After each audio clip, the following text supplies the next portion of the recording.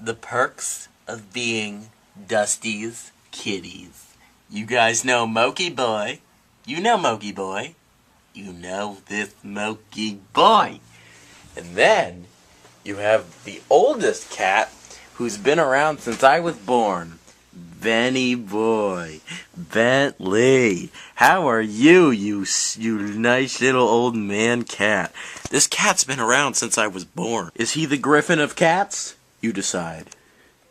You decide. Is he the Griffin of cats? I don't know. He might be. But he's a good boy.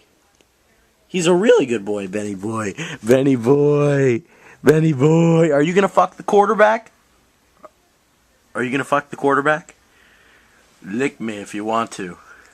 Oh my God, you slut. You're a slut. You're a slut. Suzanne, you're all that I wanted of a girl. You're all that I need in the world. I'm your child, make me blush, drive me wild. Suzanne, you're all that I wanted. A new favorite movie of the year! OMG, Uncle Bradley. I am here to review the film adaptation of one of my favorite books of all time, The Perks of Being a Wallflower. The Perks of Being a Wallflower is written and directed by Stephen Chbosky, who wrote the book. Who would have figured that? And it stars Logan Lerman, Emma Watson, Paul Rudd, Mae Whitman, and Ezra motherfucking Miller. Swag. Now, I was absolutely looking forward to Perks of Being a Wallflower. I just had to read the book before I saw it, and I loved the book, and yeah, I absolutely adored this movie. It exceeded my expectations and more. This was an absolutely astonishing piece of filmmaking. But getting into Perks of Being a Wallflower, I absolutely loved it. It's a great coming-of-age tale. I don't want to really get into the story that much because I really want you to go in there without really knowing much. All I'm going to tell you is that it's about this kid, Charlie, and played by Logan Lerman from Percy Jackson and the Olympians, the Lightning Thief. And he's had a really bad past, and he's very troubled, and he just wants to have a good, freshman year in high school. And that's really all I'm going to tell you, besides, he makes friends with Ezra Miller and Emma Watson, and then the crazy misadventures or adventures ensue, involving drugs and sex, and it's great.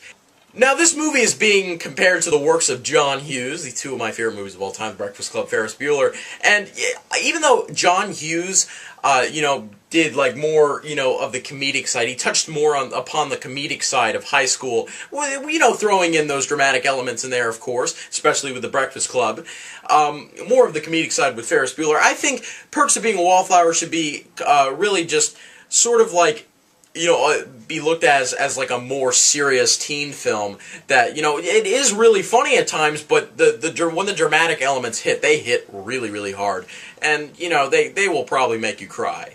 Now, I have to give a big double thumb up to writer-director Stephen Chbosky, who honestly could have just copied and pasted everything from his book onto the screen, and I respect him that he really didn't. There is surprisingly a lot of changes he makes in this movie, and when an author can do that with his own book and turn it into a movie, I mean, that is just freaking awesome, and well done, Stephen Chbosky. And if Stephen Chbosky doesn't get a Best Adapted Screenplay nomination at the Oscars this year, I'm gonna do something bad.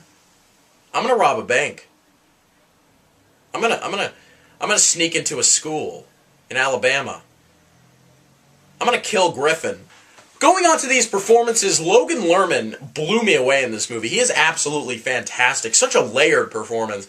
And this is something we're not going to see, many young actors like him do, because he just did such a multi-layered performance, and he was just heartbreaking to watch, and you couldn't have gotten like a better guy to root for than Logan Lerman. Now, Emma Watson was great in this movie, don't get me wrong, but, compared to the performances of, Logan Lerman and Paul Rudd, who's also great in the movie, and especially Ezra Miller, who I'll get into in a minute, she's sort of like the stain on the carpet compared to those, but she's still really, really good. Now, going on to Ezra Miller, he deserves an Oscar nomination, and if he doesn't get an Oscar nomination, I'm gonna kick my ass. And I'm not gay or anything, but I'd tap it. I would tap it. So yeah, Perks of Being a Wallflower, one of my favorite movies of the year. I'm going to give it a 10 out of 10, obviously. It is my favorite movie of the year for now. It's either this or Cabin in the Freaking Woods, if you can see the poster.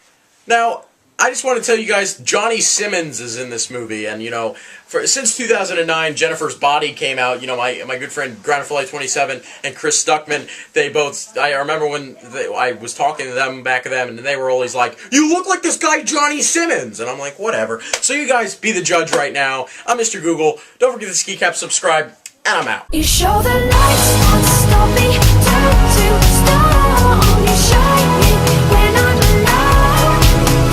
He punched the highlights out of her hair.